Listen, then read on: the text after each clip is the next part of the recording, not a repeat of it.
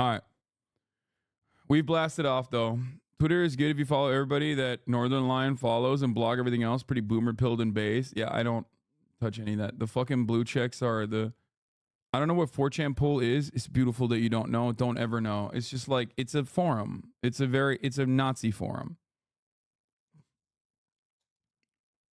And that's what it is. It's like a Nazi forum for fucking basement dwellers that is always looking to reach somewhere else, like to grow outside of that forum. Stormfront for 12-year-olds? No, no, no, no. No, it's not 12-year-olds at all. You might think they're 12 years old because of the way that they fucking talk, but they're like 40, 45. It's really bad. Anyway, the worst person in the situation is the Gab CEO. You know what I mean? If I was the CEO of Gab, if I was a Nazi and I was like, oh, I want to make a pedophile Nazi website, ooh, that like all the people that got banned off Twitter will go to, let's call it Gab. And then Elon Musk buys Twitter and is like, no, actually, we're going to make Twitter Gab. I'd be so mad. I'd be like, what the fuck? You brought all the pedophile Nazis back, man. What the hell's going on? That was my thing. I made a whole website for it, for the mass shooters. Now you're letting the mass shooters back on. Yo, that's really fucked up, Elon. You're fucking up my you're fucking up my Nazi pedophile bag, Elon. But even you said the Gab was missing the key ingredient, libs to own. Exactly.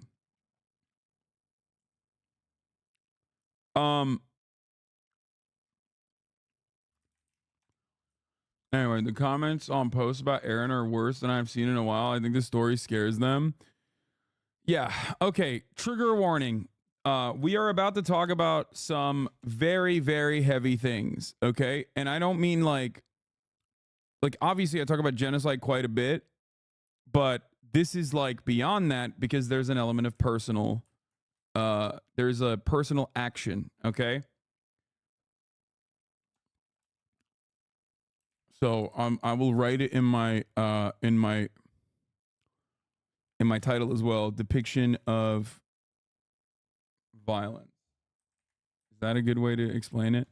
Okay, I don't know. Okay, listen. What he did is no more disturbing than what he's protesting. So yesterday, yeah,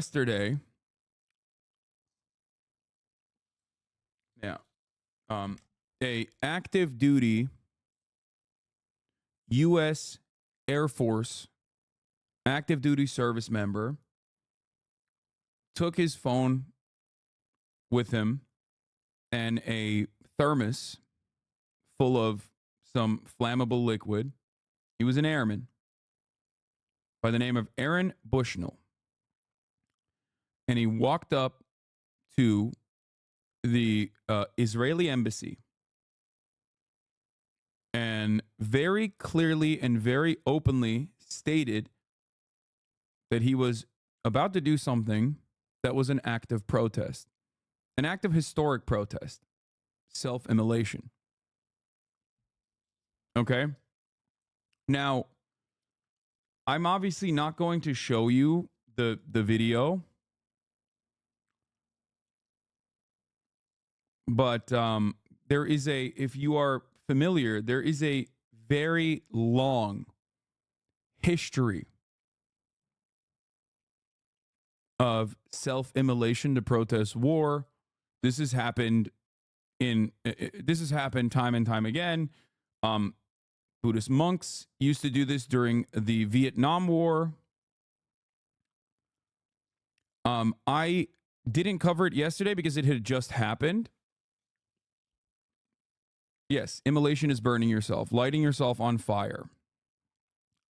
It is one of the most gruesome ways to go out. I'm going to read you the transcript of his final words. Worth saying that the monk did not self-immolate to protest the war, if I recall correctly. I mean, there have been instances where people have self-immolated to protest ongoing ongoing acts of violence, genocide, suppression. A climate scientist had done the same outside of the Supreme Court recently. And once again, the media usually doesn't cover that sort of stuff unless it's like done in a direction where the American foreign policy apparatus will consider it to be good and aligned with our agenda.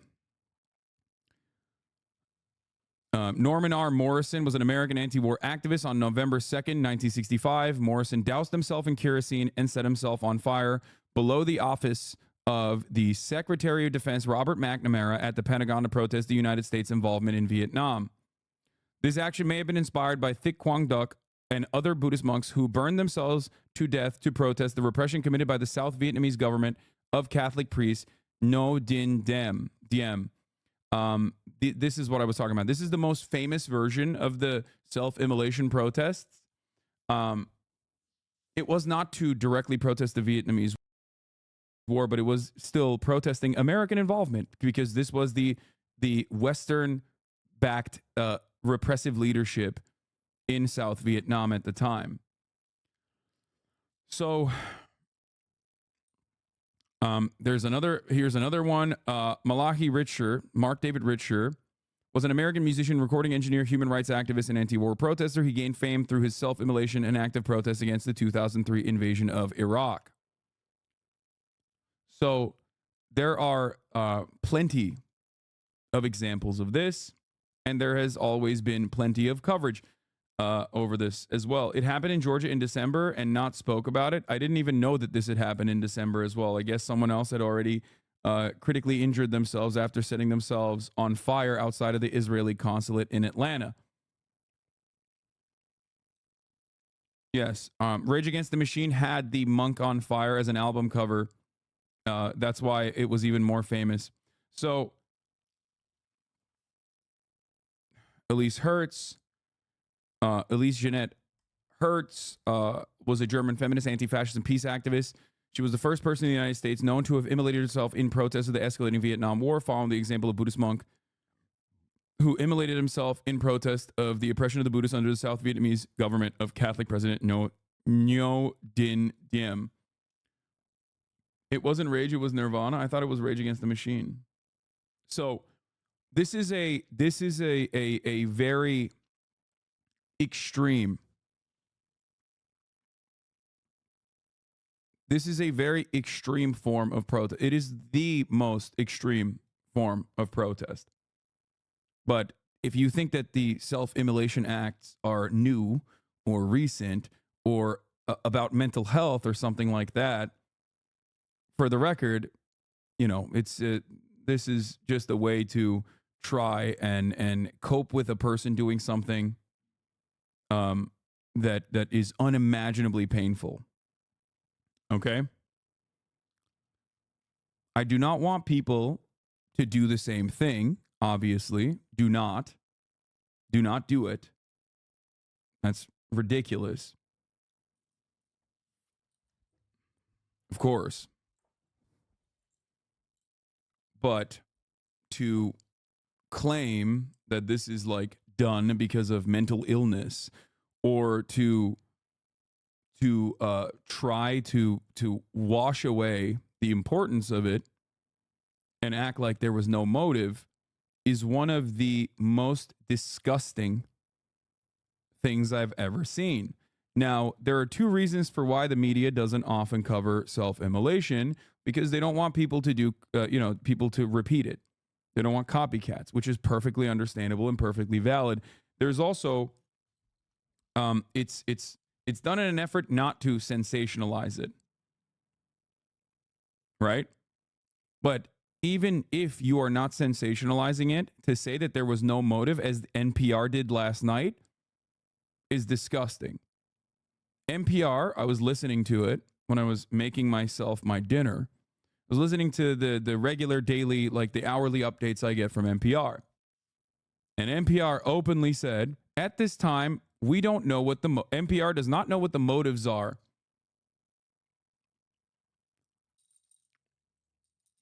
Which is crazy. Because under other circumstances, if it's a school shooting, you might not know what the fucking motives are, right? And that's fine. And that's actually respectable. And that's the right kind of coverage. But in this circumstance, I'm going to tell you there's a video. I'm not going to show you the video because obviously it's really, really, really, it's not easy to watch. It's traumatic. But I'm going to read you what Aaron Bushnell said in his final moments. He said, "Hi, my name is Aaron Bushnell. I am an active duty member of the United States Air Force, and I will no longer be complicit in genocide. I am about to engage in an extreme act of protest, but compared to what people have been experiencing in Palestine at the hands of their colonizers, it is not extreme at all. This is what our ruling class has decided will be normal." Bushnell then arrives at the embassy gate and places the camera down, empties the flammable liquid of flammable liquid from his canteen on his head, and then takes out his lighter, and he says, "Free Palestine," and he uses the lighter to ignite himself. And his words, as he is on fire, as he self-immolates, is "Free Palestine, free Palestine, free Palestine."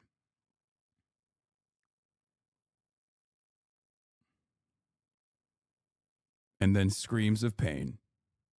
And then "Free Palestine" once again. And then he falls silent. He was taken to a hospital. He was in critical condition, and he has passed away from his injuries.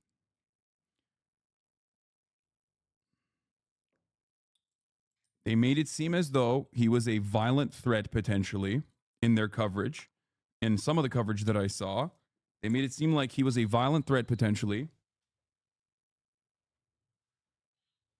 considering that this was outside of the Israeli embassy. In the video, you can see cops are just pointing a gun at him as he's on fire, and you can hear the words. You can hear the words from at least, I think, one of the cops that says something along the lines of, "I don't need a gun. I need a fucking fire extinguisher."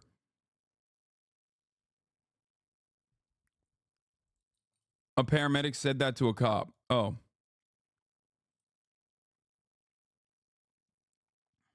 There was an EMT. Sorry. Okay. So the coverage has shifted a little bit as CNN has covered it. But originally it was basically, didn't the cops point the guns at him, or was that the embassy security? We'll look.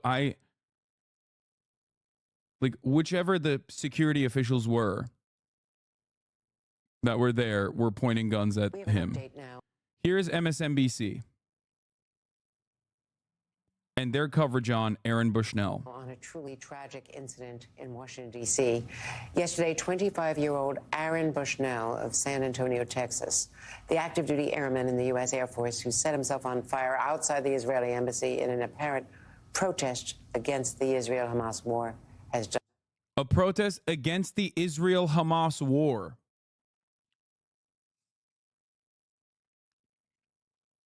First, it was, we don't know what the motives are, even though he very clearly said why he was doing this. And it is a type of extreme form of protest that has happened historically in this direction. And yet the liberal outlets are covering it. The liberal outlet of MSNBC, that's supposed to be the progressive media outlet, is covering it with this framing. Died. That identification made by Metropolitan Police here. Bushnell filmed his own self-immolation on his cell phone, yelling, "Free Palestine," before collapsing to the ground outside. Yeah, okay, so maybe it's not protesting the Israel-Hamas war. Maybe it's very clearly mentioned. He personally says in the video that he does not want to contribute. He will no longer play a role in the active genocide that Israel is committing in Palestine. He did. He live streamed it. I think he might have even live streamed it on Twitch, as far as I understand. That's what some reporting I saw on the matter. Inside the embassy. He was rushed to the hospital for treatment, but later succumbed to his injuries. And if you or someone you know is in crisis, call or text 988 to reach the suicide aid and Crisis Lifeline. You can also call 1-800-27. Yeah. I mean, this is also important. Yes, you should. If you or a loved one is at risk, the Suicide or Crisis Lifeline, you can call or text 988, or you can call 1-800-273-8255. You can also text HOME to 741741, or you can visit speakingofsuicide.com/resources. Chat, this is not about mental health. No, I'm not framing this as a mental health issue. Whenever there is no, this is appropriate to do. Calm down. This is normal and appropriate to do. They might frame it as a mental health issue, but yes, you are supposed to cover it like this. There are direct guidelines from the American Foundation for Suicide Prevention. Here, what she did beforehand is gross. What she did after is not, because it doesn't matter. His was not a mental health crisis. His was not a suicide due to mental health crises, but that doesn't matter because there are suicidal people that are watching the coverage. That's the whole point. Before you freak out, it's not about what his motives are. It's about how that is received from an audience that is depressed. That's the reason why there are obviously reporting tips or reporting guidelines on suicide. This is added on to every single story that has any kind of self-harm. Okay? What Aaron Bushnell engaged in is, at the end of the day, still self-harm. Okay? Do not sensationalize the suicide itself. Avoid reporting that a suicide death was caused by a single event, such as a job loss or a divorce, since research shows that people take life for a single reason. Placement: do not feature suicide in the front pages of the newspaper or main landing pages of online media. Do not mention the word suicide and the magnitude. The reason why I'm covering the background and the motives here specifically is because this is not a regular suicide, and also on top, and this is an extreme act of protest, which Aaron Bushnell personally recognized, and a lot of these media outlets are basically covering it as though this was a mental health episode.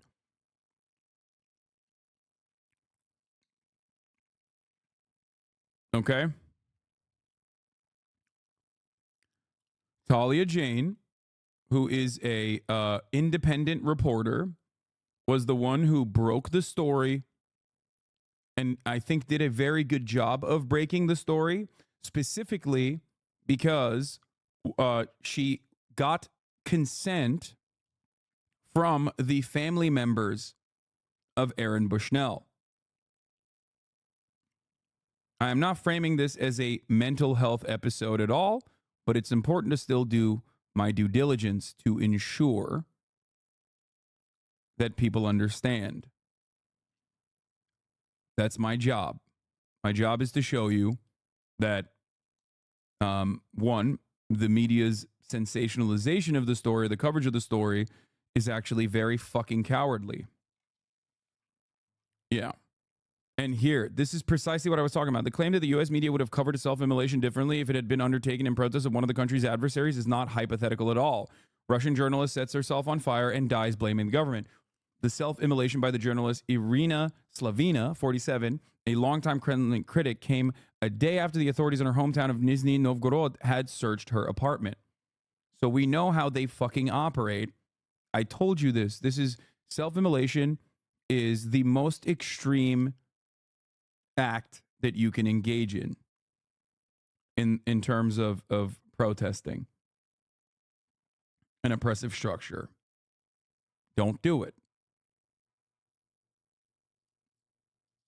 But the notion that the media doesn't cover it without uncertain terms when it's a foreign adversary is also ridiculous. A long history of people who have done this.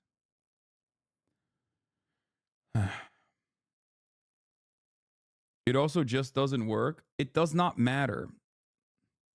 Like people going, it just doesn't work is ridiculous. That's not what we're talking about here. Okay.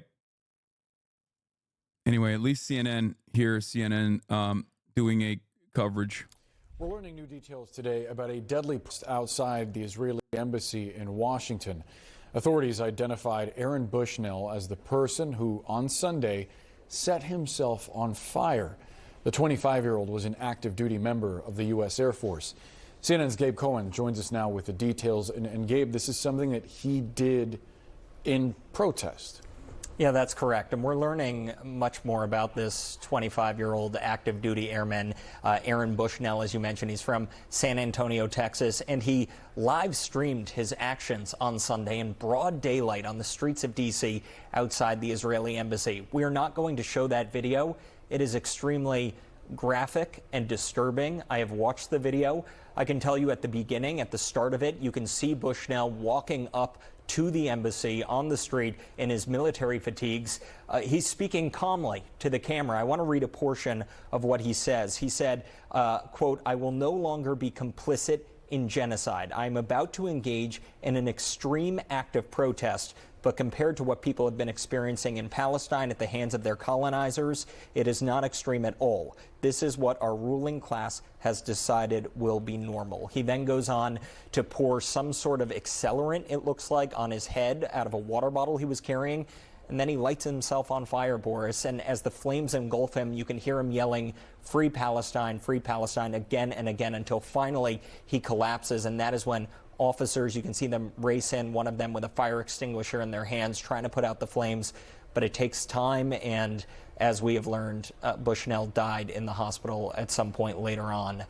And look, it really speaks to the tensions that are continuing to escalate around the war in Gaza, not just across the world, but here in the United States. We saw a similar incident in December when someone self-immolated, lit themselves on fire outside of the Israeli consulate in Atlanta. But this feels different. This is an active duty member of the military burning himself to death on the streets of the nation's capital.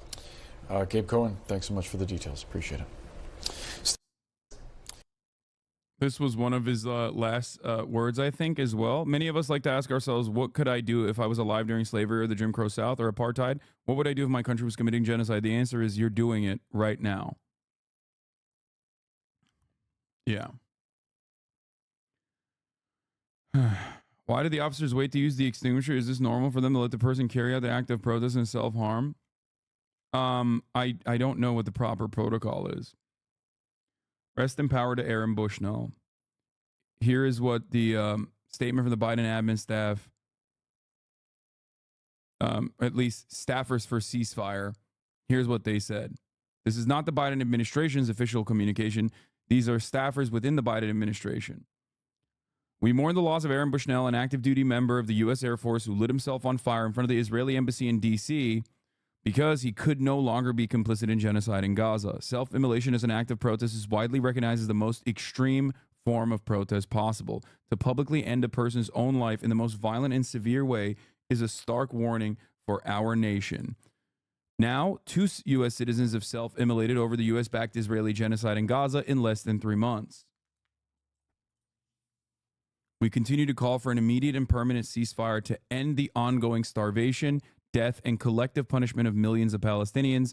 President Biden, our commander-in-chief, continues to ignore staff dissent over the mass suffering caused by our leaders' complicity. What everyone will try to do in this circumstance, okay? What everyone will try to do in this circumstance is to basically draw attention away from this. Biden is most likely going to try and not say anything about it. But in the upcoming days, there will be protests held. There will be vigils held. Okay. There will be naysayers involved, people that say he didn't do this, he was mentally ill, he didn't do this for anything but clout, just like the most awful shit you've ever seen. Here's an example of the type of person that says stuff like this, if you want to understand. Astronext12, a lolly Nazi, says, that dude killed himself for nothing. There's going to be a lot of people like this, okay? There's going to be a lot of people like this. The entire point of this is to continue applying pressure. Do not stop applying pressure to the administration. Do not stop applying pressure on America's complicity in the ongoing genocide in Gaza. Israel is committing an ethnic cleansing campaign in Gaza, and we are, as the United States, as citizens of the United States, we are, to a certain degree, responsible for the continuation of said ethnic cleansing. How are we responsible for the continuation of said ethnic cleansing? Our weapons are being shipped to Israel. America is also defending Israel's genocidal campaign at the global stage, vetoing ceasefires, and doing everything they can for Israel to keep continuing and even whitewashing Israel's actions, trying to contextualize Israel's ethnic cleansing campaign. And our government is complicit in this. In a just world, every single person involved in this would go to prison. They would be tried in an international tribunal, and they would get what they deserve, which is some form of punishment for the war crimes that they have engaged in. Anyway. The White House staffers for ceasefire are correct. President Biden has the unique power to mitigate the harms being done, not through useless back-channel conversations, but through established processes of international law and strong diplomacy. A man is willing to die for his words. The New York Times says he was echoing language. I will no longer be complicit in genocide, a man said in the video, echoing language that opponents of Israel's military action in Gaza have used to describe the campaign. I'm about to engage in an extreme act of protest. What is instructive about the way that people, or the way that legacy publishers covered this, what is instructive about this, for the record, is how you whitewash ethnic cleansing, as New York Times has done so deliberately. Okay?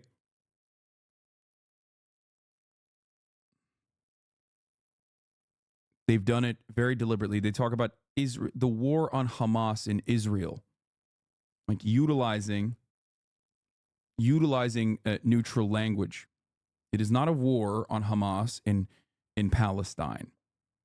It is a genocide. It is a genocide being conducted on the Palestinian population that the violent apartheid ethno-state of Israel is engaging in with American weapons. Make no mistake. That's it.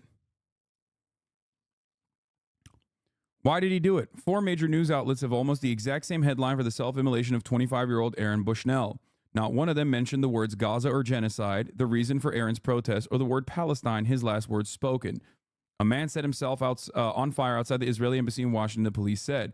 U.S. airman sets himself on fire outside Israeli embassy in Washington. U.S. airman sets himself on fire outside of Israeli embassy in Washington. Active duty airman sets himself on fire outside of D.C.'s Israeli embassy. The Popular Front for the Liberation of Palestine expresses his full solidarity with his family and with all the American sympathizers. This is what they said. This is the PFLP statement on Aaron Bushnell. The act of an American soldier sacrificing himself for Palestine is the highest sacrifice and a medal and a poignant message to the American administration to stop its involvement in the aggression. The Popular Front for the Liberation of Palestine affirmed that the act of the American soldier Aaron Bushnell from the U.S. Air Force by setting himself on fire in front of the Zionist embassy in Washington, D.C., in protest against the war on Gaza, which he called for the liberation of Palestine, confirms the state of anger among the American people due to the official American involvement in the Zionist genocide war being waged on the Gaza Strip. It indicates that the status of the Palestinian cause, especially in American circles, is becoming more deeply entrenched in the global conscious and reveals the truth of the Zionist entity as a cheap colonial tool in the hands of savage imperialism. The front expresses full solidarity with the soldiers' family and all the American sympathizers who took an honorable stance and whose struggle and pressure to stop the genocide on the Strip have not ceased, confirming that the act of an American soldier sacrificing his life to draw the attention of the American people and the world to the plight of the Palestinian people, despite its tragic nature and the great pain it involves, is considered the highest sacrifice and medal and the most important poignant message directed to the American administration that it is involved in a war crime in Gaza and that the American people have awakened and are rejecting this American involvement, calling on the American administration to stop the support and bias for the Zionist entity. The front sent a message to the Arab soldiers to take this American soldier who sacrificed his life for a noble cause, like the Palestinian cause, as an example and role model, and to leave the trenches of waiting, incapacity, and move to the trench of confrontation in support of Palestine and its people who are being slaughtered, besieged, and starved in full view, hearing of the world, and just a few kilometers from Arab lands and meters from the borders. Palestine will be victorious as long as it has deeply engraved itself in the conscience and consciences of the world, and history will record in golden letters the names of all the sympathizers and free people of the world who stood with it and sacrificed their lives for its sake. The Popular Front for the Liberation of Palestine, Central Media Department, 26/2/2024. To the people that say things along the lines of like, duh, this is so dumb, this kind of protest doesn't work, he died for nothing, what a fucking idiot, all this kind of shit. Okay? What kind of protest will work? You are just basically reaffirming that the American government does not listen no matter what the sacrifice is. Do you understand that? It is a cowardly way to avoid talking about the actual issue on hand, that the United States is absolutely involved in a continued ethnic cleansing campaign that Israel is conducting in Gaza. That is what's going on. You're just trying to actively not talk about that. So you're just basically saying, oh, it doesn't work. Yeah, of course it doesn't work. Nothing works. In a just world, it shouldn't get to that. It shouldn't get to that point at all. It blows my mind that this is like the autocopium that people engage in to be like, we are simultaneously living in the peak of liberal democracy. We are simultaneously living at the peak of liberal democracy in a world where like we are so much better than all of these other countries, all of these other authoritarian nations. We are better than them. While also every single day we recognize the powerlessness that we have in the face of untold amounts of cruelty that is done with our tax dollars. What a ridiculous place. What a ridiculous position to have. You simultaneously think you're above the Democratic People's Republic of Korea, okay? And in many respects, our lives are much better than the lives of the average North Korean person. But the notion that, like, we get to have a genuine say in our American government's actions, especially as it pertains to foreign policy, is ridiculous. Everyone understands that you really can't get any of the things that you want to get. No health care, no affordable housing, no infrastructure, and of course, all of your funds are still going to continued violence globally, so that our executives and shareholders can stand to profit from the American war machine, directly funneling and directly subsidizing the military-industrial complex. Our politicians get their pockets lined from the lobbyists. It's a multi-billion-dollar industry. And in the words of Eisenhower, every dime that goes towards building rockets in the war machine, in the war industry, is a dime taken away from building bricks, building roads, building houses. Wake the fuck up. If you don't care about the human toll of our endless bloodthirst overseas because you don't care about the victims of colonial violence, you don't care about the victims of imperialism, then think about it from a selfish framework. You're making money off this too is yet again an idiotic way to try and deflect the conversation away. You don't want to pay attention to it, so your only interest in this is just a shit sling at the messenger. The notion that I would make money off of this and not anything else is fucking idiotic. Yesterday, or 2 days ago, I covered myself in fucking emo attire. There was still the same amount of people in here.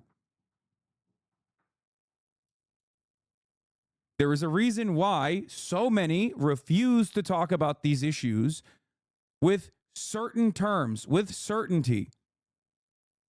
They don't talk about it because this is not something that is popular. Urging people to wake up is not popular, is not great. You are, with this kind of deflective behavior, demonstrating why it is not a good thing to do if you are just simply purely self-interested. So I ask you to seek within yourself.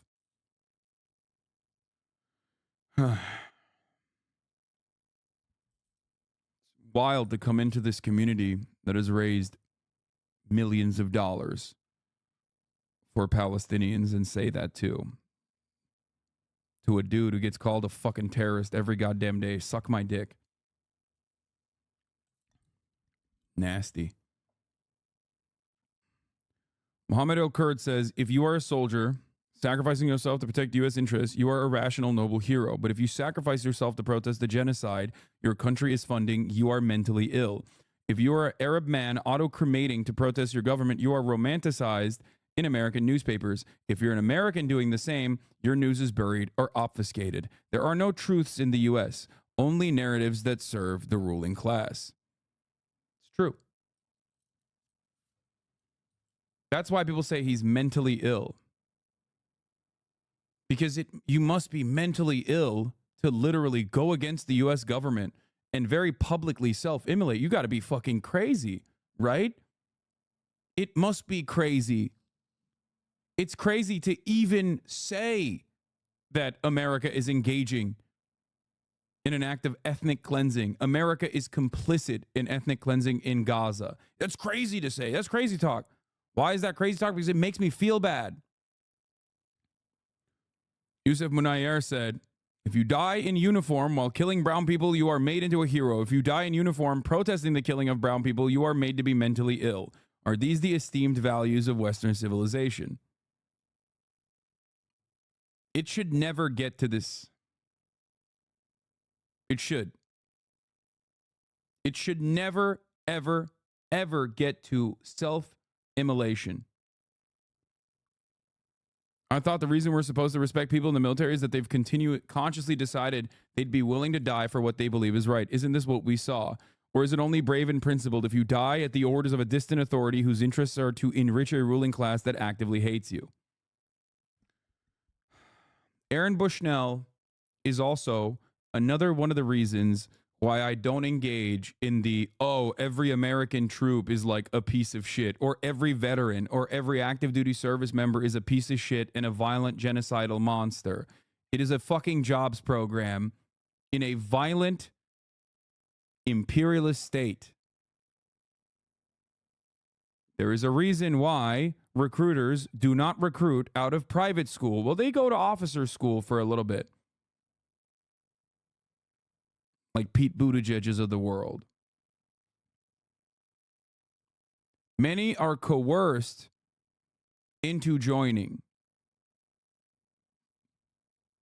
I feel that way more so about active duty service members than I do about police officers. Okay? Let me just make that clear. But yeah, it's true. I strongly oppose valorizing any form of suicide as a noble principle or legitimate form of political protest. People suffering a mental illness deserve empathy and respect, but it is wildly irresponsible to praise them for using a political justification to take their own lives, says Mark Joseph Stern. A troop admitting his own complicity in the genocidal sins of American empire and taking his own life in a public protest is too terrifying for liberals to contemplate. That level of introspection from a state actor simply cannot be countenanced. It is too dangerous for the status quo. In their minds, such extreme actions are reserved for religious dissidents and political radicals, each of which can be safely pushed onto the back burner by a pliant media class as soon as shock at the protest itself wears off, not members of the military they fawn over. That's it. That's why him being an active duty service member and in uniform and openly stating that in that act of protest matters even more. That's why you didn't hear the same kind of coverage from the Atlanta situation. In December, a protester self-immolated outside of the Israeli embassy in Atlanta. An act of faith, desperation, or protest. Self-immolations throughout time by Jessica Ravitz at CNN. This article was written on January 19th, 2011. The year was 527. The story of Daudo, a Buddhist monk, is told in James Benn's Burning for the Buddha. Self-immolation in Chinese Buddhism. Ben, an associate professor of religion at McMaster University in Ontario, Canada, writes that the act of setting oneself on fire dates back to the Chinese Buddhist tradition in the late 4th century. But no matter how old, self-immolation still leaves people horrified, riveted, and moved. The popular uprising that led to the toppling of Tunisia's government began after Mohamed Bouazizi, an unemployed 26-year-old college graduate, ignited himself in protest and died earlier this month. Since then, a wave of self-immolations have rolled through North Africa, with other incidents in Egypt, Algeria, and Mauritania.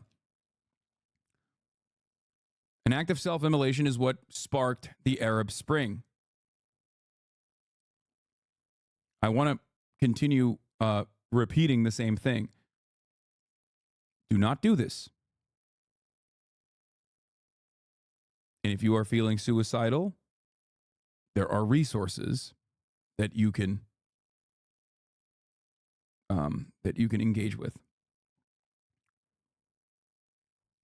There's something so primal, so dramatic. It's meant to be noticed, said Caroline Marvin, a professor who specialized in freedom of expression at the Annenberg School of Communications University at the University of Pennsylvania. It seems to demand some kind of reparation. Though the history of self-immolation may run more than 1,500 years deep, the Western world woke up to it in the 1960s, the iconic June 1963 image of Thich Quang Duc, a Vietnamese Buddhist monk surrounded by flames in a busy Saigon intersection, was seared into Western consciousness. Can we please talk about something not so morbid, goddamn? I'm sorry. I apologize that this is hurting your Western sensibilities to briefly just take some fucking time out of your day to try to comprehend and understand what took place yesterday. I apologize. I will be done with this segment of the broadcast in a little bit. My goal here is to work against the mainstream media narrative by showing you the long history of self-immolation as a form of extreme protest, the most extreme form of protest against unjustifiable actions, and the media coverage angle is an important one for at least the Americans to understand while touching on the subject matter itself.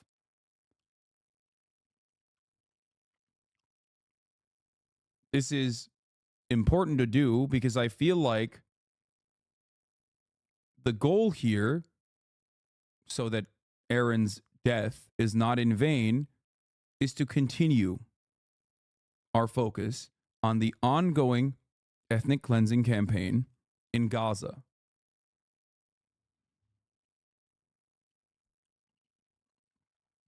This is not just about Aaron's actions. This is about the actions of the United States of America and its complicity. This is about Israel's actions. In March 1965, he was protesting the persecution of Buddhists in the South Vietnamese government, and his actions are often seen as having helped spark the regime's overthrow later that year. In March 1965, an 82-year-old woman, Elise Hertz, protested the ongoing Vietnam War by setting herself on fire on a Detroit, Michigan street corner. Norman Morrison, 31, ignited himself 8 months later outside the Pentagon beneath the office window of Defense Secretary Robert McNamara. The following week, Roger Allen Laporte, 22, did the same in front of the New York City's United Nations building. In other countries, too, self-immolations have played a part in political and social movements. There was Jean Polak, a 20-year-old student who in 1969 very publicly set himself on fire in Prague, Czechoslovakia, protesting Czech apathy 5 months after the Soviet occupation. Homa Darabi, a 54-year-old woman, did it in Iran in 1994 to demonstrate for women's rights after the Islamic Revolution. And a group of 5 burned together in 2001 in Tiananmen Square building in Beijing, China, though 3 survived and the motivations are a matter of debate. People have reportedly self-immolated in response to communist regimes in Romania and Hungary, taxes in Sweden, the kidnapping of children by Chilean police. It's been done in Italy to protest the Catholic Church's condemnation of homosexuality, in India to protest a film screening, and in the United Kingdom after an asylum claim was rejected. The list of locations and reasons goes on. But beyond our political or social motivations, can faith inspire someone to burn themselves alive as it apparently did for Dowdo in 527? Of the well-known U.S. cases which represent a diversity of backgrounds, it's next to impossible to say. Hertz, the 82-year-old Vietnam protester, was an immigrant of Jewish descent and had reportedly spent time in an internment camp during World War II. Morrison, who died outside the Pentagon, was a Quaker. Laporte, who protested in flames in front of the United Nations, was a former seminary student and a member of the Catholic worker movement. In Buddhism, the subject of self-immolation is controversial, said Robert Scharf, the chair of the Center for Buddhist Studies at the University of California, Berkeley. Many Buddhist schools strongly condemn suicide, he said. But at the same time, in East Asia, self-immolation has been practiced on and off for well over 1,000 years. The parallels are uncanny between Israel and Sri Lanka. Tamils also literally set themselves on fire to protest the genocidal war crimes the Rajapaksa administration were committing against the Tamils. The difference, every major country supports Sri Lanka, both east and west.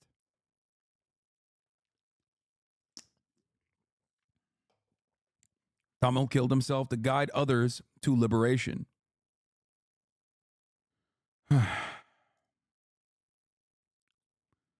Yeah, how our famously free media reports self-immolation that protests crimes of official enemy states. Russian journalist sets herself on fire and dies blaming government. For Russia, journalist self-immolation is a wake-up call. EU calls for investigation into death of Russian journalist who set herself on fire. In memoriam, Irina Slavina, journalist and champion of the truth. How is the Time magazine covering this, though? Let's take a look. An active duty airman, Defense Department policy states that service members on active duty should not engage in partisan political activity. Military regulations also prohibit wearing the uniform during unofficial public speeches, interviews, picket lines, marches, rallies, or any public demonstration which may imply sanction or endorsement by the Defense Department or the military service. That's crazy. In a Pentagon press briefing today, they mentioned that they will not speak more about the airman until 24 hours after next of kin was notified, but also dodge deflects when directly asked if the airman will be labeled an extremist by the Pentagon's own definition. So listen, for those of you who are unfamiliar with this, this is a very long history. It is the most violent way to commit suicide. This is not a glorification of it. This is just a matter of fact. That is why it is considered to be the most extreme act of protest. While I do not believe that we should sensationalize it, and I do not believe that we should glorify committing self-harm, I'm not going to sit idly by and act like his death was in vain. NPR said they didn't independently verify the motive and didn't update until 2 hours ago. Yes, I know. I heard it with my own 2 fucking ears last night. The motives were very clear from the jump. That's why he filmed himself. And not only that, but also these forms of protest, like this kind of protest, is very commonplace and has a long history.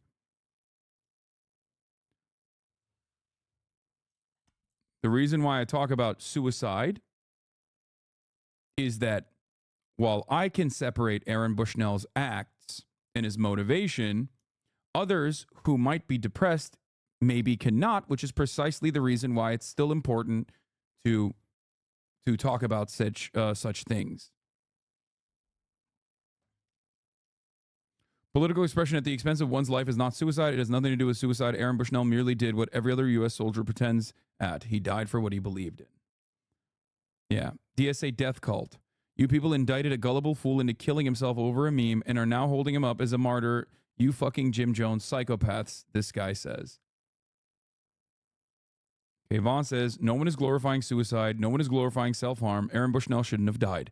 30,000 Palestinians shouldn't have been slaughtered. But counterfactuals don't negate the present reality, the one that should be changed. That is precisely the reason why many people... This guy said, are you covering Aaron Bushnell yet? Yes. This is it. This is the reason.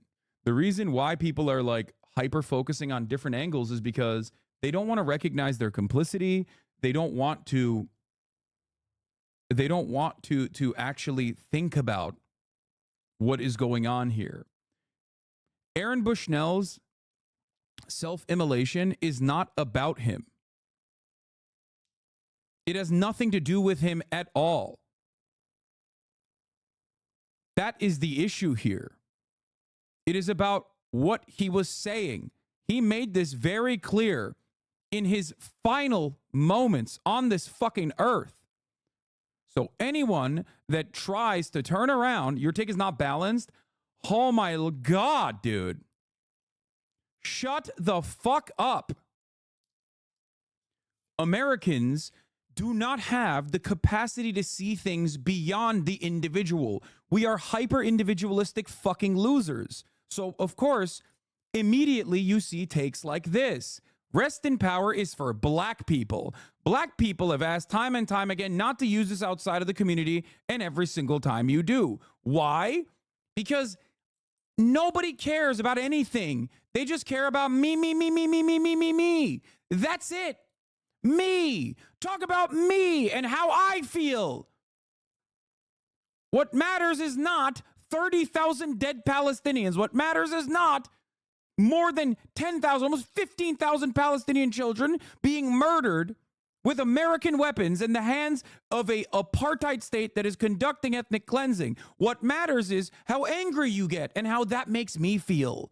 That makes me feel bad. Now I will use social justice language to fucking be the most smarmy, annoying, out-of-touch dipshit to mask my lack of interest in our imperial ambitions. This is nothing but narcissism. That's it. Yeah. Aaron Bushnell reportedly was active in helping the homeless community in San Antonio. There's a picture of him signing the parting glass. Shit is heartbreaking. This sounds too crazy to believe, but it appears not Schwartz. Oh, we're going to talk about this as well. Hold on. No one clips you when you say things like this. Who gives a fuck about what people are clipping, okay? Oh, he was active patron of Anarchist. Aaron Bushnell was a patron of the channel and posted several links to the Anarch Discord server early yesterday. We didn't know what to make of them at the time. We now realize that one of those links was a dead man's contingency containing a full upload of the live stream. I suspect this was the same message sent to other anarchist outlets like ThinkX Workers. Aaron's message was not rambling, nor did his words suggest desperation or despair. He was slightly cryptic, but very sober. I believe he committed this act of completely sound mind. It's a scary thought for many to contemplate that a person would do such a thing. That's it. It's scary for two reasons. One, because someone is like taking their own life. Okay? It's scary for another reason as well, though. What it symbolizes, what it signifies. That's it. That's why it's so fucking scary, because you're like, what the fuck? You're forced to meet. You're forced to reckon with your own feelings on this, okay? Yeah, I saw that one tweet just now in the chat that like if the troubles were happening, like now, do better, Ireland. Murals like this might encourage youngsters to starve themselves to death in British prisons. Like, it's basically like self-harm is an act of protest in the form of hunger strikes in prison, and things of that nature have occurred throughout history. We look at it when it's in the past. Okay, we look at it in the past. If it's in the past, we look at it and we glamorize it, we valorize it, we give it it's proper. It's a proper assessment.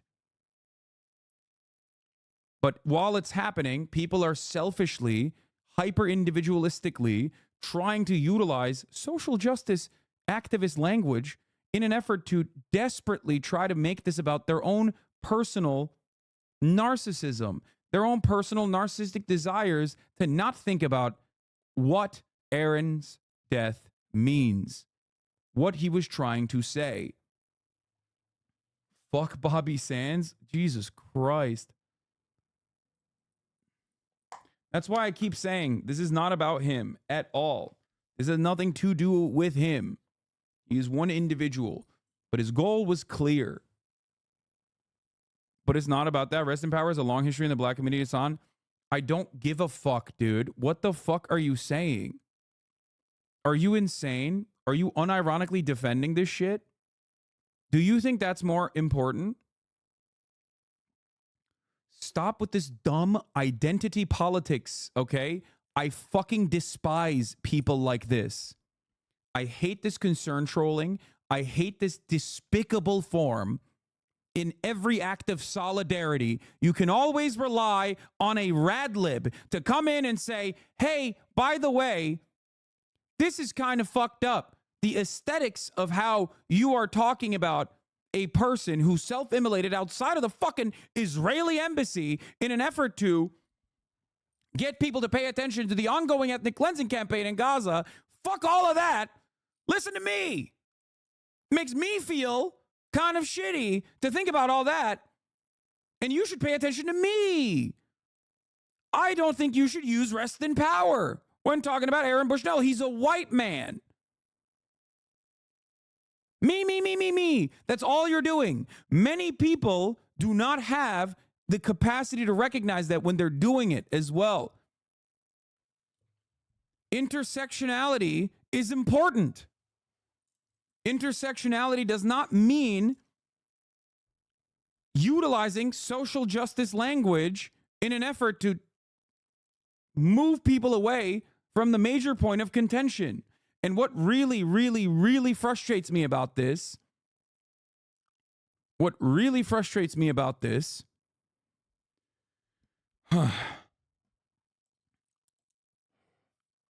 is that this is just pure narcissism in display.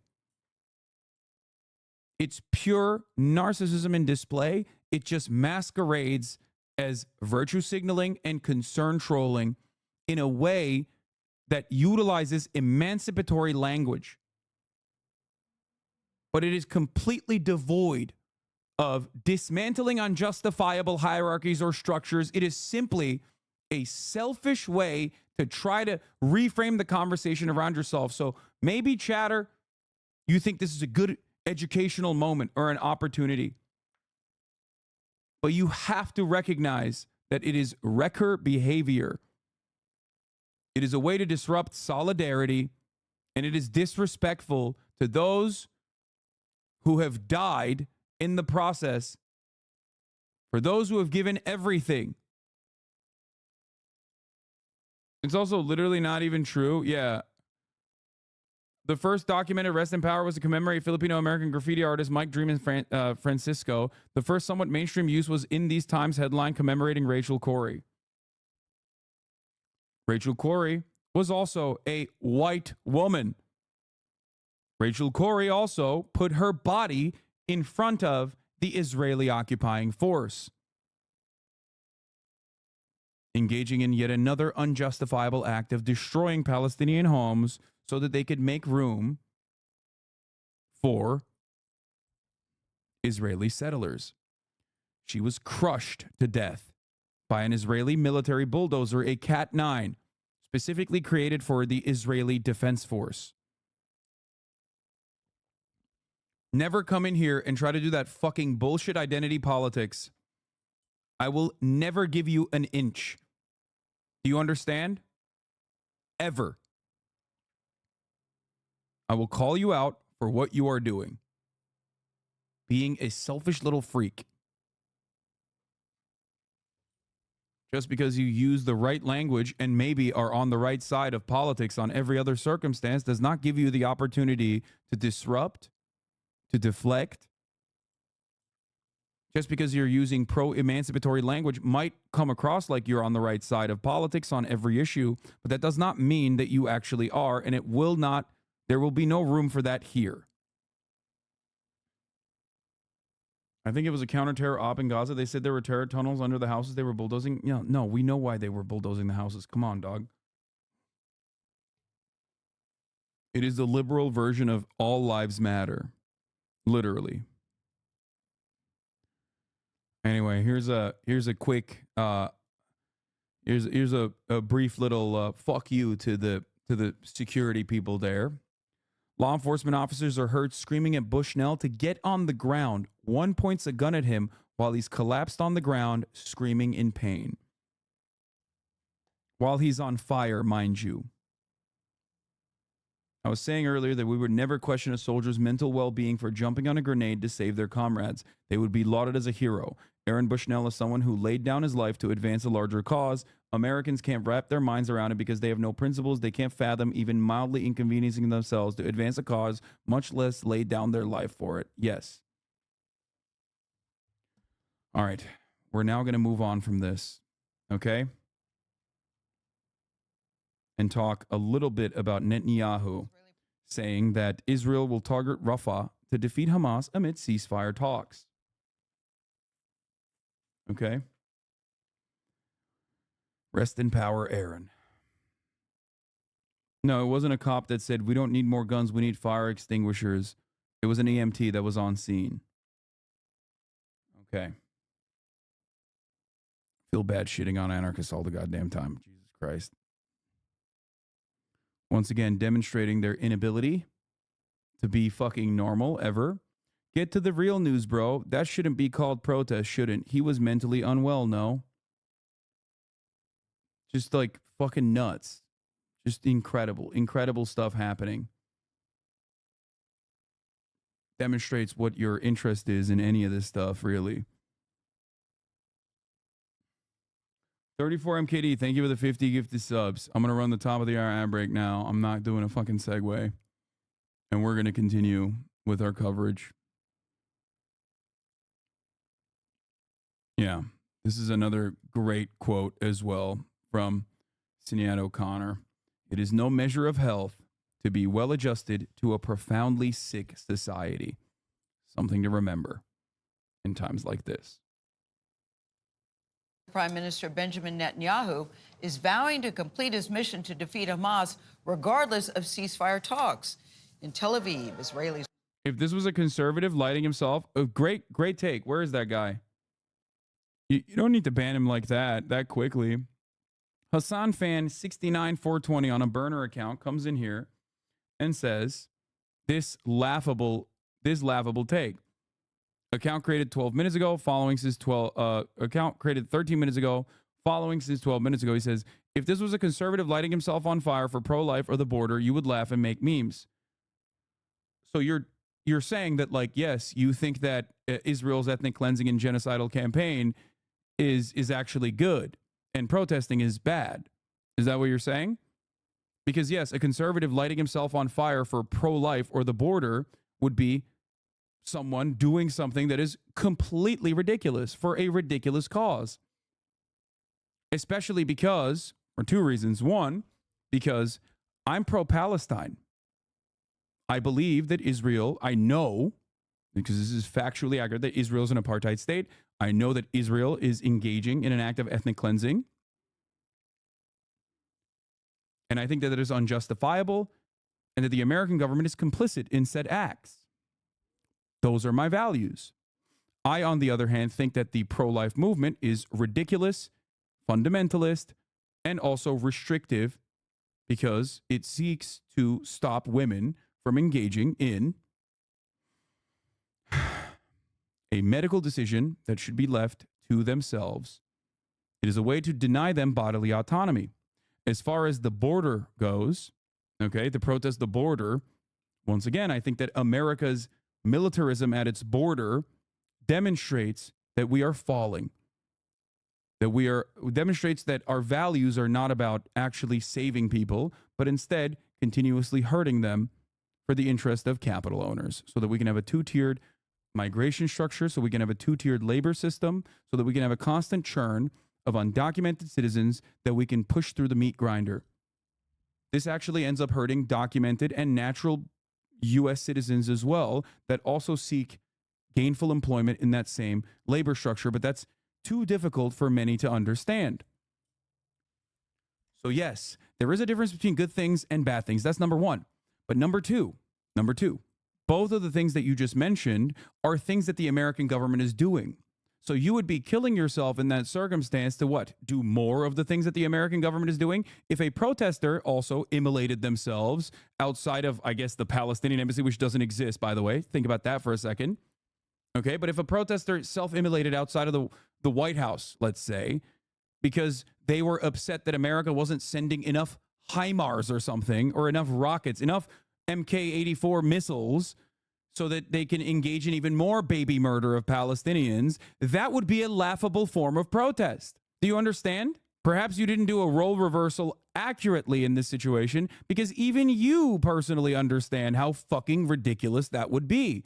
Why? Why would that be ridiculous? Because America is already doing this. You protest against the unjustifiable hierarchies that the American government is contributing to. You don't protest for that. You don't have to protest for that. The government is doing that anyway. It would be ridiculous to protest for the status quo, which is why when the Israeli protests happened, the pro-Israel protests happened, it was ridiculous. But once again, this is not about Aaron. This is about Palestinians.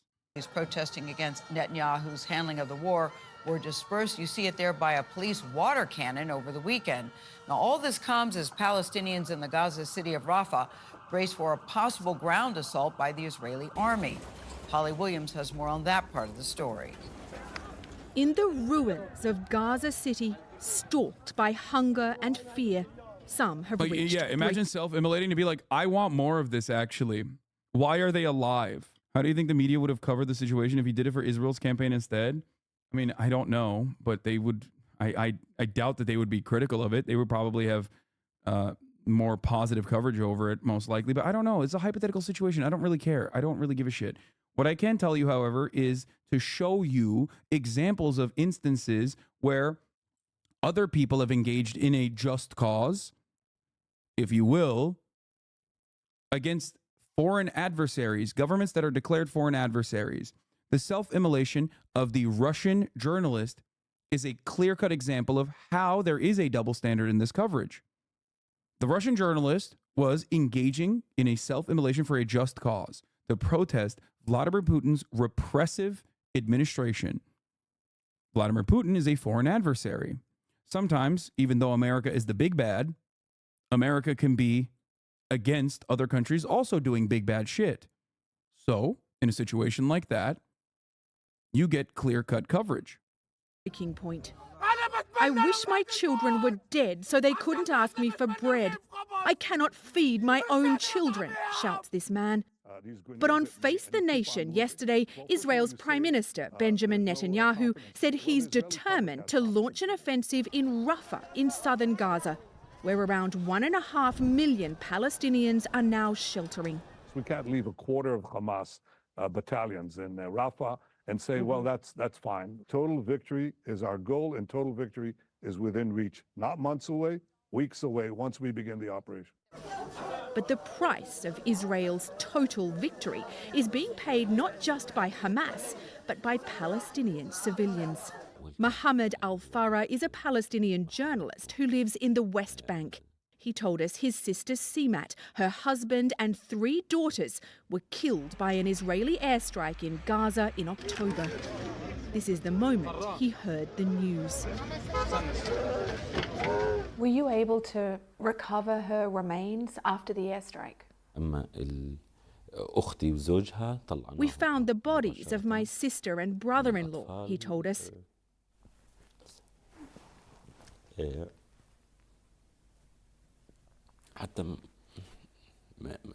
But we couldn't recognize the children's faces. Israel says it has a plan to evacuate civilians from Rafah. Now, that ceasefire deal being negotiated could reportedly see a 6-week pause in fighting and the release of dozens of hostages in return for hundreds of Palestinian prisoners. Gail. Details tough to hear. These are human lives we're talking about. Never forget that. Thank you, Holly Williams, reporting from Israel. A Navy vet here. What can we do to get a petition going to get that brave airman a Medal of Honor? That's never going to happen. Don't even try. There's no reason. It's just, keep Aaron in your thoughts and remember his message and keep applying pressure to our government to cease its endless support to Israel. But beyond that, you will never have an official organ of the government end up giving a medal to a service member, an active duty service member, an airman that self-immolated against the very same military that is aiding and abetting in the genocidal actions. And if you even mention such things, you will be most likely put on a watch list. So. Welcome back. In a Fox News alert, the Prime Minister... Netanyahu fires back at Biden and Newsom. Work with them.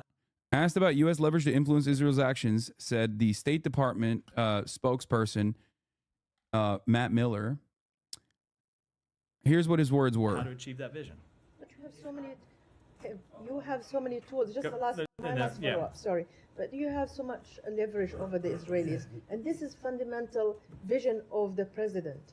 So you can use all the leverage you want, including weapons that you sell to Israel, to make sure that this plan is at least on the right path for implementation, considering we have short time between now and November. So one thing I will say about that people often tend to forget is that Israel, like other countries in the region, is a sovereign country that makes its own decisions. The United States... That's so crazy. We're just small bean, dude. We're just a small bean. Israel is small bean, but so are we. In many ways, you know what I mean? We have no power in this circumstance, which is why we're sending a $14 billion fucking weapons package. Just, we can't do anything to stop them, which is why we're aiding and abetting the continuation of the ethnic cleansing. It is total and utter bullshit. Anyone that believes this is the dumbest person I have ever seen in my entire fucking life. It does not dictate to Israel what it must do, just as we don't dictate to any country what it must do. We are dictating what Israel is doing. We're telling them, keep going. Go off kings and queens and the emperors. Please. Please keep killing Palestinians. That's what we're saying when we send them more military aid. We present what we believe Hassan, is the weapon pack for Palestine or Iran in the future? They masquerade it as though it's for self-defense. While Israel depletes its self-defense resources by self-defending themselves against Palestine, we're replenishing their depleted resources, and we're aiding and abetting their genocidal actions like that. It's fucking bullshit. Please, the reason why I don't even cover that aspect of it is because it's bullshit. That's all it is. It is a way to try and massage the narrative to make it more morally permissible for those who already have that inclination, who already have that motivated reasoning to believe that Israel is infallible and doing the right thing. We believe is a sovereign country that makes its own decisions. The United States does not dictate to Israel what it must do, just as we don't dictate to any country what it must do. We present what we believe are the. We present what we believe are the. What did he say? And Matt Lee replies, "Unless we invade them." Good one, Matt. It's funny because like the journalists there are doing a good job, right? They can get a gallows humor laughter out of it, but you can't, Matt Miller, because the reality is we do that, and you do defend it. So we present. No, I mean, but come on, yeah. Oh, come on, yeah. Yeah, I doubt that Matt Lee was laughing when he said it too. Here's some interesting news as well. What Secretary said in Buenos Aires on Friday, he said the settlements are inconsistent with international law. So I'm wondering why it took the administration 3 years to sort of make that point. Was that something that you guys believed at the beginning of the administration and somehow decided to wait? Or, you landed at this decision just last week? So I'll say two things. From a policy point of view, we have always been clear that we believe settlements are a barrier to peace and that they weaken, not strengthen, Israel's security and position in the region. As a legal question, excuse me, I still have this cough. I've had it for a week or so now. As a legal question, it is something that had been under review here at the department for some time. And as you know, the Secretary over the last several months has embarked on a process to try to ensure lasting peace in the region, to establish an independent Palestinian state. And we thought as we were engaged in that important process, it was important to avoid any ambiguity about the U.S. position on this matter. And so that's why he made the announcement he did on Friday. Right. I mean, yeah, his job is to fucking lie. That's all he does. All right. I'm going to skip Netanyahu. I don't want to see his fucking disgusting little face. U.S. and UK have launched a new round of joint strikes against Houthi militants, obviously. You have any reactions to Aaron Bushnell's act of self-immolation? Humanity knows no religion or homeland. May God have mercy on him and accept him as a martyr along with all the martyrs of Gaza. Shame and shame on the Arabs and Muslims and countries other than Yemen who did not go out in demonstrations. Why does America pretend to want an independent Palestine? Aesthetics. In the rule-based international order, you have to at least present a honest front that you care about a violation of rules. Israel's entire existence revolves around a clear-cut violation of the rule-based international order, of course. It is not something that I think is even unclear remotely. It's just pretty obvious. Not just past, like, this past ethnic cleansing campaign is not, I mean, it's more severe than previous ones, but it's, even before that, on October 6th, Israel was still an apartheid state. U.S. and UK have launched a new round of joint strikes against Houthi militants. I'm skipping that as well. Ukrainian President Volodymyr Zelensky has issued a dire new warning on Ukraine crisis. Turning to the war in Ukraine. Do I like Rishi Sunak? Yeah, I like Rishi Sunak like I like having a hole in my fucking brain. The country's president, Volodymyr Zelensky, is out with a dire new warning saying millions of Ukrainians could die if his country doesn't get more U.S. aid. As Charlie D'Agata reports, the Ukrainian military is feeling the pressure. Thank you, 34MKD50 with another 50 train gifted station, subs. a church, and nearby homes in flames from Russian missile strikes in eastern Ukraine. Nothing new, except for Ksenia's parents, who lost everything. I was asleep. Lightning lit up the whole room, she said. My parents are now homeless. We'll have to figure out what to do now. President Zelensky said Ukrainians are dying by the day because of a lack of Western support, revealing for the first time the figure of 31,000 Ukrainian soldiers killed since the invasion began, though even U.S. analysts put the number at more than twice that. Whether Ukraine will lose depends on you, on our partners, on the Western world, he said. If we will be strong with weapons, we will not lose, we will win. And while Congress wrestles over that $60 billion Ukraine funding package, Russian forces have gone on the attack at several points along the front line after capturing the city of Avdiivka. In a stark warning, Zelensky said Congress knows that Ukraine needs that aid package within a month to spare more lives, civilians and soldiers alike. President Zelensky completely shot down any idea of direct negotiations with Russian President Vladimir Putin, saying we'll only offer him a platform where he can agree that he has lost this war and it was a mistake. Tony?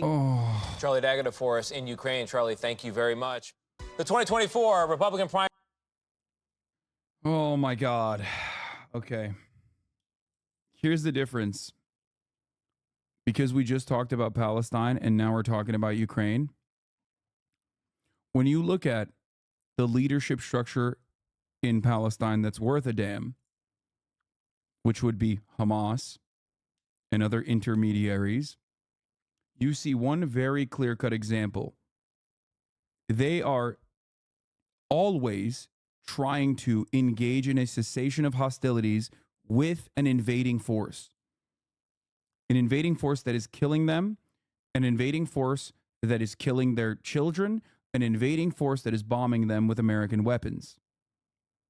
On the other side, the fact that Zelensky is like saying we're not going to give any fucking platform to Vladimir Putin is ridiculous.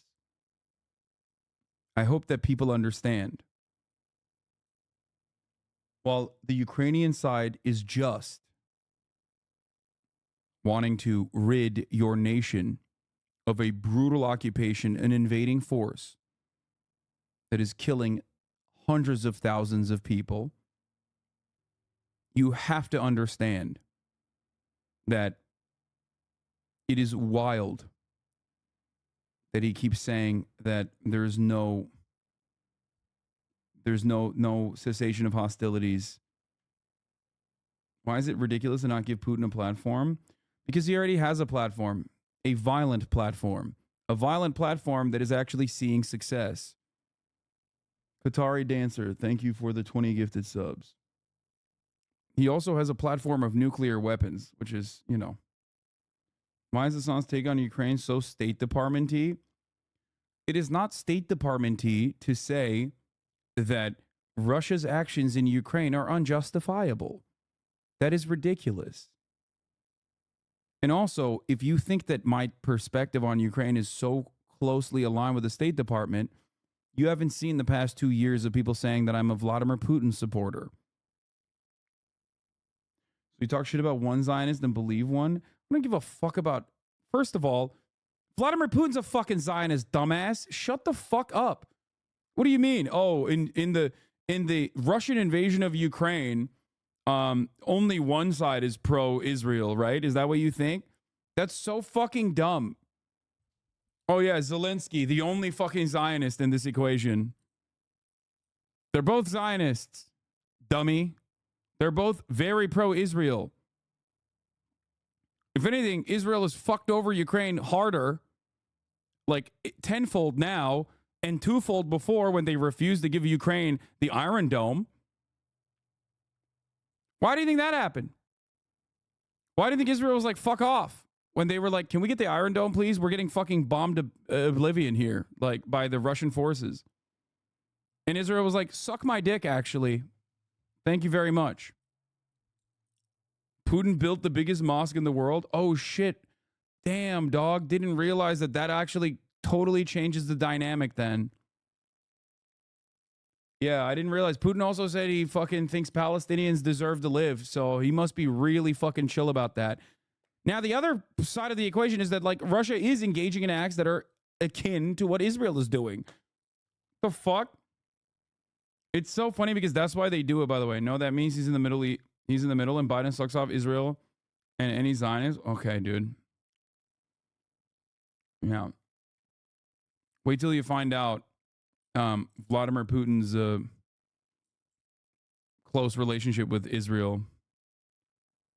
But they say Russia and Iran are allies. Russia and Iran are not aligned. They're aligned in self-interest. It's like saying Recep Tayyip Erdogan is anti-Israel. He is not. He just says anti-Israel shit. Please stop. Russia is in it for themselves. That's it. Vladimir Putin is interested in Vladimir Putin, and that's it. Anyway, it's so odd that people legitimately want to believe. Like it is the ironic America bad way of thinking, which lands you on the correct position 98% of the time. I used to say this all the time back in the day before the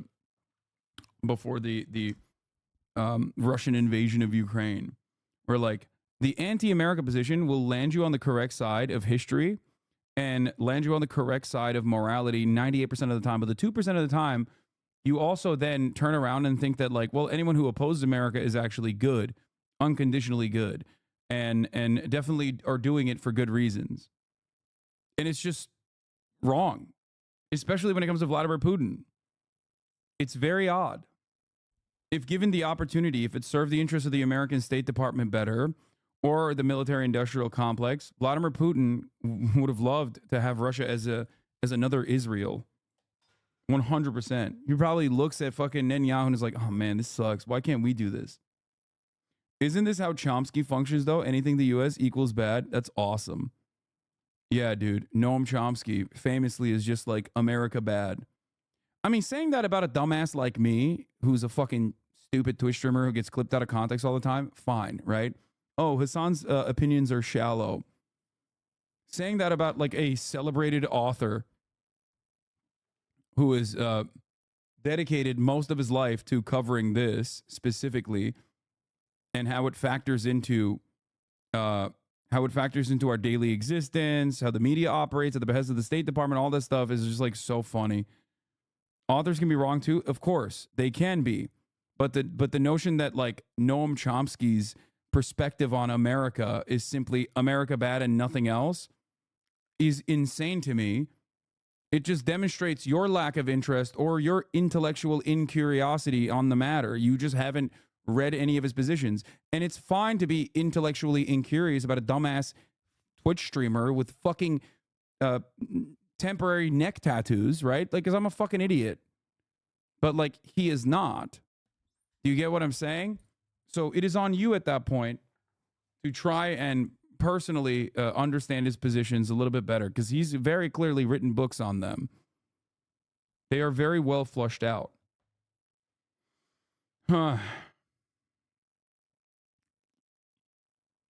Ironic though, because when I do talk about America bad, I also give you very detailed positions as to why they are bad. Do you get it? And yet people refuse to read that stuff at all. You're making it sound like Russia supports Israel when they're just minding their own business? What? All right. Former President Trump beats Nikki Haley in South Carolina. Let's get to some funny shit. Primary heads to another critical swing state after a big win over the weekend for former President Donald Trump. He easily beat former Ambassador Nikki Haley in South Carolina, her home state. That was on Saturday, although he did not win by as much as some were expecting. Haley is vowing to fight on now, and she is focused on the next primary. That one will be in Michigan. You do you, of course, but I don't think you do your arguments any favors by engaging that level of self-deprecation. It doesn't matter. I'm always going to be a little silly, okay? I'm a silly guy. Michigan tomorrow. Ed O'Keefe is in the state's biggest city. Ed, good morning to you. Tony, good to see you. The former president dominated the South Carolina GOP primary among men, women, the young and old, and mostly rural areas of that state. But Haley is soldiering on in this battleground state, rallying supporters today. Former President Donald Trump may have won big in South Carolina, but the state's former governor, Nikki Haley, says she isn't going anywhere. You can't have a candidate who's going to win a primary who can't win a general. Despite losing her home state, she's now on a 10-day nationwide tour with more than 20 campaign rallies and fundraisers. As Haley's campaign says she raised another $1 million in the hours after the South Carolina finish. Haley says she represents the concerns of Republicans that Trump can't win over. He's not going to get the 40% if he is not willing to change and do something that acknowledges the 40%. Michigan's Republican primary is next on Tuesday and is open to Democrats and independents. Haley supporters we met crossed party lines, want her to keep going, like this Democrat. She's the only one that could part the Red Seas of Trumpism. And this Republican. She doesn't have all the court cases. Chauncey did a video on you? Wait, really? I love Chauncey. No way. Link it. Oh, it's on his like live reaction channel. That's not the same as like a full video. Anyway, react to react to react. Yeah, I'm not gonna do that. All right. Let's move on. Let's move on from Nikki Haley, even though America will never move on from Nikki Haley, if you know what I mean, because she is the GOAT. And she's defending the nation from Trumpism. Drama. She is a person of character. She's a person of integrity. But a national conservative group that helped campaign early for Haley plans to stop spending on her because we don't believe any outside group can make a material difference to widen her path to victory. I have never seen the Republican Party so unified as it is right now. Meantime, Trump's Friday night comments to conservative black voters in South Carolina are still drawing controversy. These lights are so bright in my eyes that I can't see too many people out there. But I can only see the black ones. I can't see any white ones, you see? That's how far I've come. He also claimed his dozens of criminal indictments are boosting his standing with black voters. We've all seen the mugshot. And you know who embraced it more than anybody else? The black population. It's incredible. The co-chair of President Biden's campaign blasted the comments as moronic and just plain racist. So as Haley nears a mathematical dead end in her quest for delegates to stop former President Donald Trump, there may have been some silver lining in the exit polls in South Carolina, where 1/3 of primary voters said the former president would be unfit to serve again if he's convicted at all of a crime. Tony? Ed, got it. President Biden, on the other hand, he's on the ballot in Michigan on Tuesday as well, and there could be some trouble brewing there for him. What can you tell us about it? That's right. He's not facing a major opponent so much as he's facing a concept. Here in Michigan, voters have the option of voting uncommitted on their ballot, essentially a none-of-the-above option, and there are progressives in this state and across the country urging Democrats to do so to register their opposition to his stance on the Israel-Hamas war. We were at a rally yesterday with those pushing for this concept. We'll have much more on this tomorrow. Tony? No, I don't care. I'm not going to go back. It doesn't matter. You missed him being hot as fuck. Hassan, react harder. You could just take a mic with you to the toilet. Are boosting his standing with black voters. We've all seen the mugshot. And you know who embraced it more than anybody else? The black population. It's incredible. The co-chair. My goat, my king. They like it. The blacks. They like it. They're always finding themselves in the throes of the criminal justice system, they're saying. Further back. Oh, my God. Stop. It just doesn't matter. Go back a little bit further. Oh, my God. It's literally. Okay, fuck it. I'm going to literally hear. Campaign early for Haley plans to stop spending on her because we don't believe any outside group can make a material difference to widen her path to victory. I have never seen the Republican Party so unified as it is right now. Meantime, Trump's Friday night comments to conservative black voters in South Carolina are still drawing controversy. These lights are so bright in my eyes that I can't see too many people out there. But I can only see the black ones. I can't see any white ones, you see? That's how far I've come. He also... Okay, never mind. That was valid. That was valid to go back to. Oh, my God. There ain't no fucking way. There ain't no, oh my God. Oh my God. God, he's the most woke guy. He really is. He's so woke. But then the lights do come on.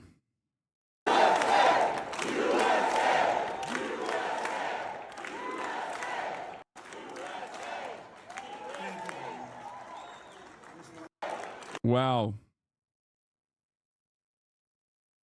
That right there, that's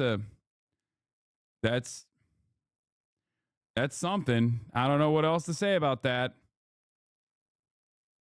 Yeah, DEI has hit the Republican Party, folks. DEI, I only have eyes for the 4 black people in the crowd. This is a big story as well, by the way. This morning, the Supreme Court is actually looking at an insane court case. An insane court case that dictates that the states of Texas and Florida can actually force social media companies, not Twitter, of course, because Twitter already did that on his own volition at the behest of Elon Musk. But the state of Florida and the state of Texas can force social media companies to basically reinstitute and restore the accounts of people who were banned for racism and other forms of bigotry. It is the most like tailor-made. It is the most tailor-made for boomer fucking campaigning I've ever seen. One step further, take it one step further, it's basically like saying that you have to, like the state of Texas and the state of Florida has the right and responsibility to ensure that your grandchildren talk to you or respond at gunpoint to all of your endless QAnon posting on Facebook. Okay? Mandatory. It is mandatory now that you have to give at least 10K likes to any fucking reactionary post. It's awesome. Question takes center stage at the Supreme Court. How far can the government go in regulating political content on social media? The justices will hear arguments today about whether 2 laws passed in Republican-run states are constitutional, one from Florida, the other from Texas. The Florida law bans tech companies from suspending the accounts of political candidates. The Texas law makes it illegal for tech companies to remove political content based on someone's viewpoint, even if it's hate speech. Supporters of these laws say social media platforms have been censoring users, especially those with conservative or religious views. But tech companies argue they have a right under the First Amendment to set their own standards to prevent misinformation. It's about government. Yeah, small government conservatism is when you have to like my posts. Okay? If you don't like my posts and engage in my posts, then you're doing something that I consider to be illegal. Do you understand? You have to watch the Hasanabi broadcast. You have to subscribe at the top of the hour. You must not see a 3-minute ad break.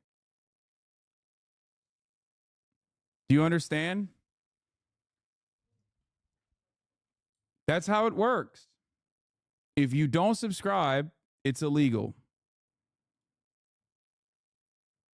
Bakers don't have to make gay cakes, but social media companies have to allow people to say the N-word without censorship.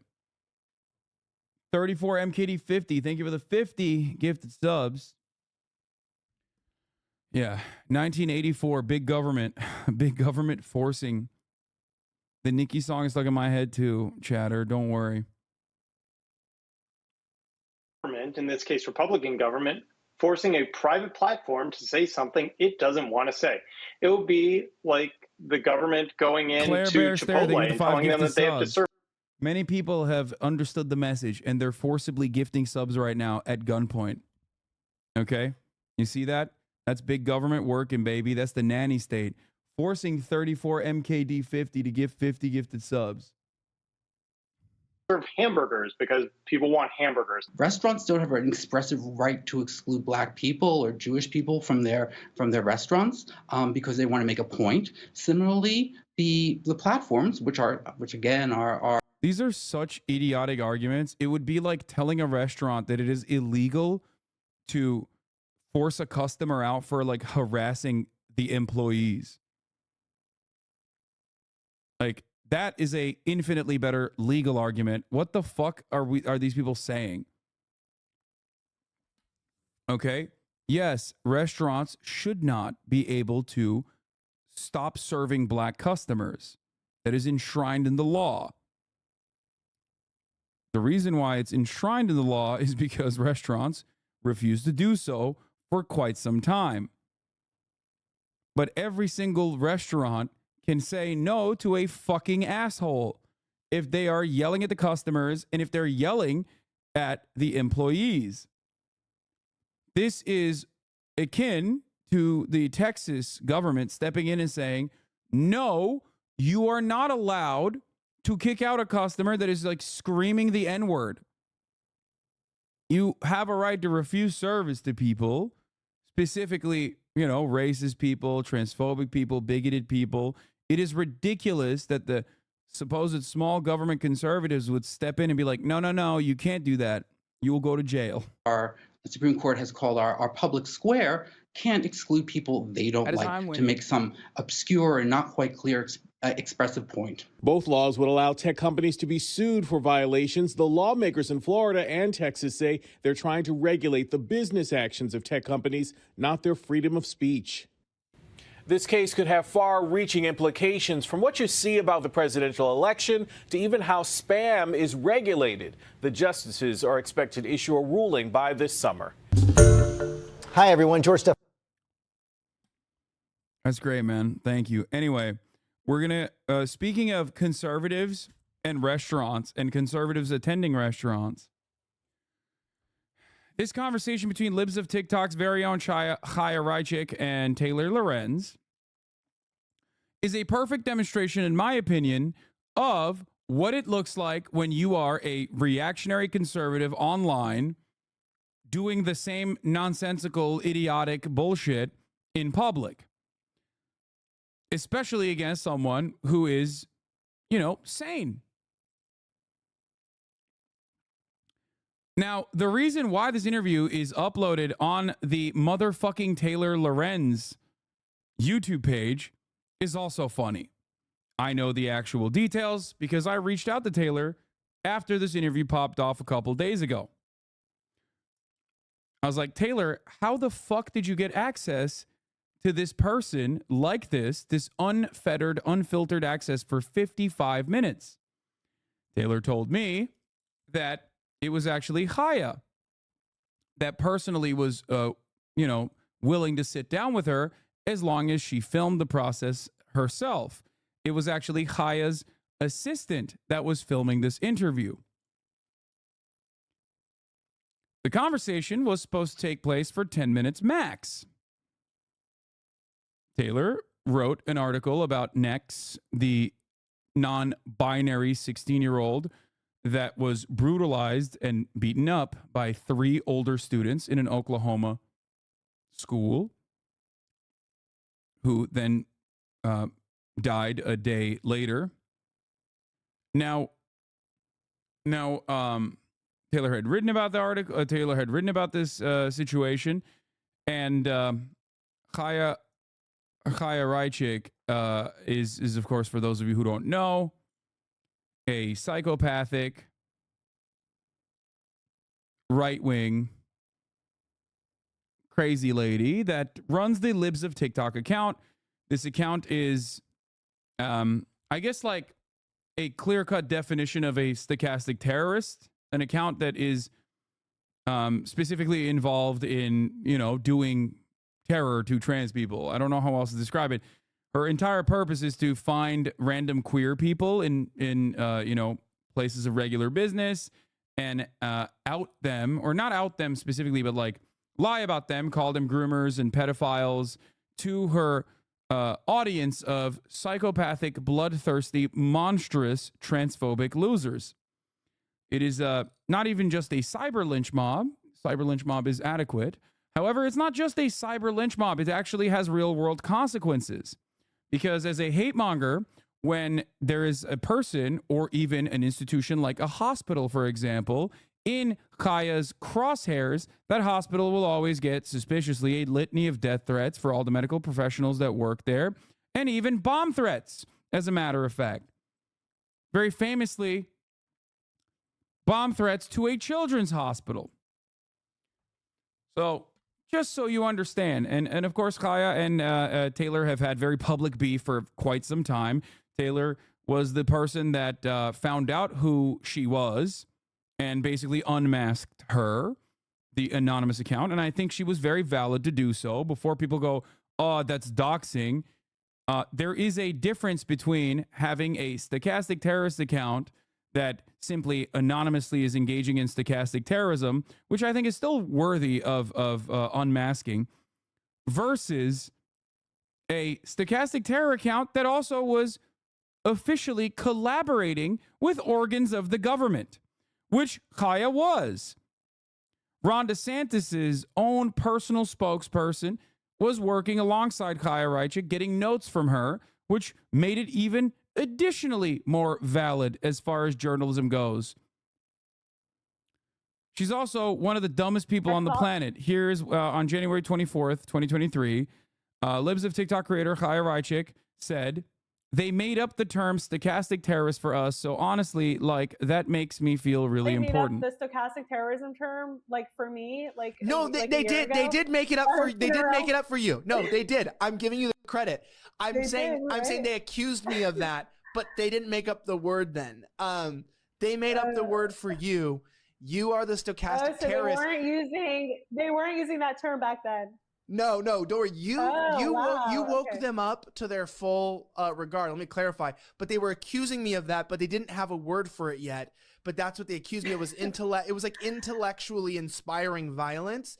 And then you, being a crazy Nazi Jew, allegedly, you're posting recordings of their actual conversations and their own videos gave them the genius phrase to now make a verbal version of violence. Yeah, but I give you the credit. You're inspiring new forms of right-wing hatred. Congratulations. Can we get confetti again? Okay, thank you. Yeah, they literally made that up for like me, Tucker, and Matt Walsh and Chris Rufo. Like, they made up the term stochastic terrorist for us. So honestly, like, that makes me feel really important. So thank you. I just want to thank the left for that dude being real or playing into it. No, he's like an unabashed fascist himself, of course. Elijah was fired from the Blaze for sexually assaulting a coworker. This is correct. That is Elijah, whatever the fuck his last name is, I forget, who was too much of a sexual assaulter and a sexual harasser for him to be fired from a place that literally is a placeholder and a permanent jobs program for sexual assaulters and sexual harassers that were fired from Fox News.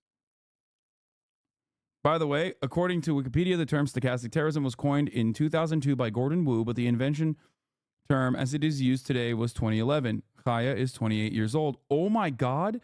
Kaya Reichik is 28 years old. Are you for fucking real right now? God damn, she's so hurt. Holy moly, that is a bad 28, dog. That, you should not have told me that. Yo, yikes. Hate fucking ages you like nothing else. I'm 4 years older than her. There ain't no fucking way. I'm 4 years older than this woman? That's actually kind of, wow. Okay, that's crazy. I did not know that. Oh my God. What is on her shirt? She is wearing a t-shirt that has Taylor Lorenz's face on it because she is insane. She thinks this is cool and fun and funny. But to the average person, to the onlooker from the outside, to the bus driver, if you will, if we're going to talk about, the bus driver thing that I talk about all the time, could you describe, like, how would a bus driver receive you? Like a freak, because she is a freak. So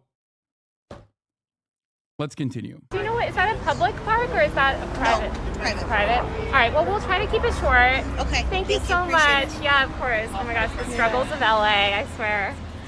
Okay, well, now that we're going, So thank you so much for meeting. First of all, I saw Seth Dillon today saying that you guys are no longer affiliated. What happened with there? I know that he invested in you early, was a huge supporter of you. What happened to that relationship? Just parted ways. For what reason? Personal reasons. Yeah? Yeah. What, you didn't align Totally. with? Seth Dillon is the CEO of Babylon Bee. Seth Dillon, famous for saying things on the timeline like, oh, this 14-year-old victim of rape is getting to learn the wonders of giving birth. Seth Dillon, who unironically has defended a 14-year-old rape victim being forced to carry a pregnancy to term. Just remember that. That Seth Dillon, owner of Babylon Bee, Mr. Babylon My Bee, that Seth Dillon recognized, that Seth Dillon recognized that the endless amounts of political drama that Chaya Reichik engages in with a sea of death threats that follow anytime she posts about someone was unfortunately too much and too hot for the Babylon motherfucking Bee. Remember, the reason why I gave you information on Seth Dillon beforehand is so that you understand even guys like that are like, oh, Chaya is a little bit too far and is actually bringing a lot of attention in a negative way and possibly opening us up for legal trouble. So we are going to part ways. At least that is my assessment, my personal assessment on the matter. Something to consider. Damn, this guy's good.